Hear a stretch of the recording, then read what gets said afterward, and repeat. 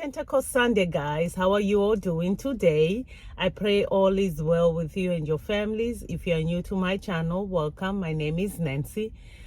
Aren't you glad that the Lord gave us the Holy Spirit, our helper, our comforter, our everything? I am so glad. I am so grateful to God, because I was just thinking to myself, how would I have navigated through the journey of moving away from childlike responses to effectively communicating my truth? How would I have done it if it wasn't for God? How would I have overcome anger issues, attachments, limitations, shame, fear, irritation, wrong perceptions, walls, addictions, self-pity, old patterns, OCD, and more?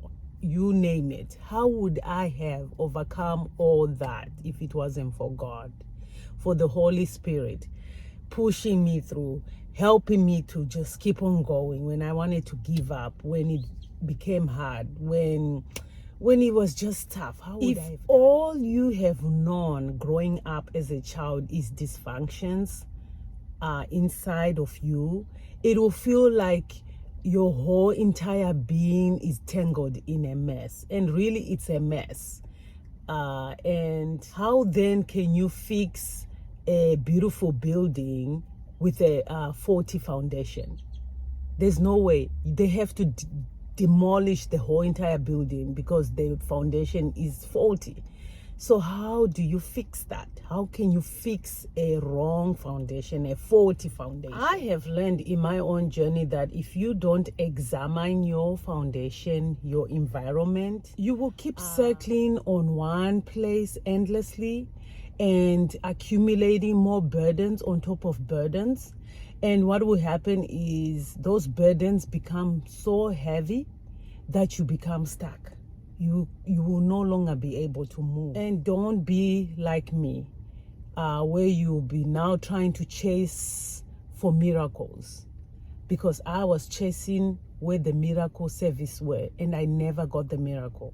Yes, miracles are there, but I never got the miracle because God wanted me to go down to the root of my issues, because there were so many dysfunctions that were going inside me internally. So if you are busy chasing for a miracle to happen, to change you overnight, yes, for some people it might work, but maybe for you, if you have been in this journey for a long time and you haven't seen any change that you want, maybe it means you have to go deeper. You have to go deeper to the root, and God doesn't want you to have that miracle. He wants you to go into this journey of really eliminating this dysfunction one at a time. So these childlike emotional responses will have you cut out people, overreact, be very sensitive, be easily offended.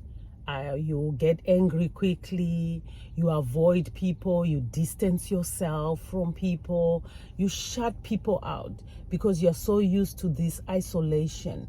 So having people, it's so overwhelming to you. So because you want to just throw a tantrum when people are around. So they will have you bound to a lonely kind of life. So when you find yourself doing these things, just intentionally now try to excuse yourself when you feel an angry outburst coming out. Excuse yourself, go for a walk, and while you are out for that long walk, assess the whole situation.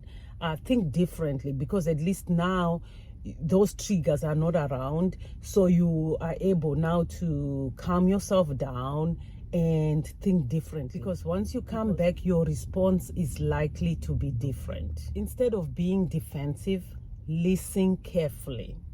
Train yourself to start listening carefully to your loved ones. Even if you initially deny what they are telling you, try to train yourself to assess it afterwards. Take time to process what they have told you and take in the advice and try to work on it. You can just do that secretly and work on it and work on it. Eventually you will be able to align with the advice they have been giving you all along. And if shame, fear, or anxious thoughts are your problem, then you need to start studying your triggers. Read books about these triggers. I'm telling you, those books, for me, they help me a lot. There's so many books that talk about triggers, how to deal with triggers.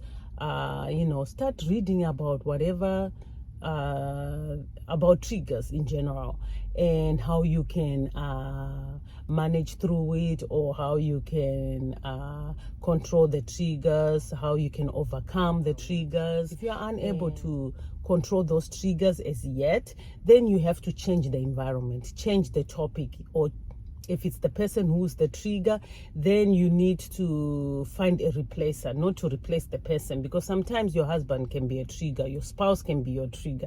If that's the case, then you need to find ways of changing how you are seeing that situation, or whatever it is that's going on in that situation, and change the topic, or if it's something they wear or something they do, you need to approach them in a respectful way so that they can stop doing that, and tell them, like, you know what, this is a trigger. They'll be understanding. If you really, that's why I said communicating your feelings will be the key. That way you can tell them whether whatever they are doing is a trigger, so they can stop. And for compulsive disorders, relational issues, or addictions, keep a journal. Write down all your feelings and the consequences of each action. After a while of intentionally and consistently writing down all your feelings, you will reach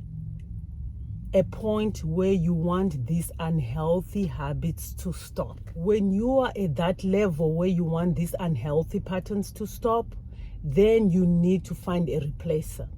Replace each bad habit or each bad pattern with another good pattern. Because if you just stop and don't replace it with anything, you are just going to go back right into it again.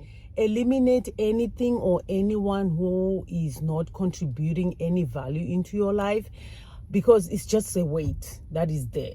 So if they are no benefit, or you are no benefit to them, there's nothing there, then it's time to let go and let God. Because when you take steps of unclogging what's clogging you, then the Holy Spirit is just gonna flow.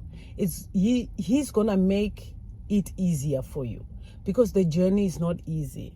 You are so used to this environment. Speaking for myself, I was so used to this dysfunction environment that it became a normal to me. Yet I knew something was wrong, but I did not know what to do. And later on, like, there was no therapy. Therapy did not exist to me. So even if it did exist, I wouldn't have been able to afford therapy. So I had to find other ways to fix what I was feeling. So God will just make a way, because He's always right there. So never give up on your journey. As slow it may be, it can be a slow process, but God is working.